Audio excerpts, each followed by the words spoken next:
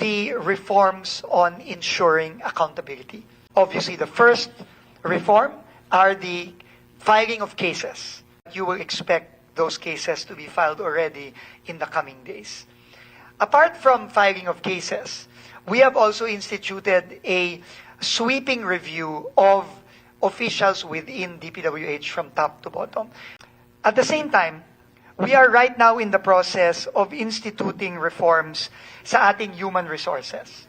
No, at hindi lang ma-appoint dahil kilala si ganito, kilala si ganyan, recommended ni ganito, recommended ni ganyan. Isigurado na ang planning at budgetary process ay maayos, transparent, at i-reflect po talaga ang pangangailangan ng ating mga distrito, ng ating mga probinsya, ng ating mga rehiyon. And we will simplify the formulas and the process by which projects get to the National Expenditure Program. Ikatlo po, kailangan po din natin ireforma ang procurement process na mag-file ng mga kaso laban sa mga kontratista na naging involved sa bid rigging sa Philippine Competition Commission.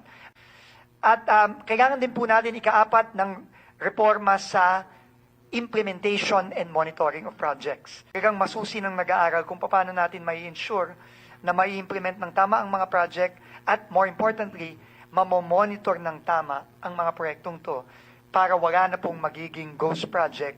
Monitor yung pong pagbabayad. Kasama din po, no? Kasi marami po tayong nakita dito. Mga project na sinabing kompleto na, pero either wala at all yung proyektong yon, or hindi pa kompleto, pero fully paid na. Yung project na hindi pa tapos, sinabi niya, inamin niya na okay lang magbayad kasi nangako naman daw po ang kontraktor na tatapusin niya. Yun po ang sinabi sa akin.